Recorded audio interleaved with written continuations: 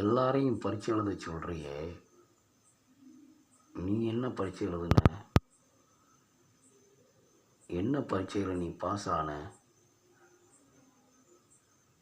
பரீட்சையே எழுதாமல் பதவிக்கு வந்துட்டு பதவியிலிருந்து ஊழல் செஞ்சுக்கிட்டு இருக்க நீ மற்றவங்க பரீட்சை எழுத சொல்கிறியா?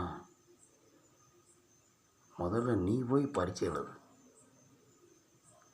இல்லைன்னா பதவியிலிருந்து வெளியே போ. பரீட்சையே எழுதாமல் பதவியில் இருக்கிற உன்னைய போல் ஊழல்வாதிகளெல்லாம் முதல்ல நாட்டில் இருந்து பரீட்சை எழுதுறதுலேருந்து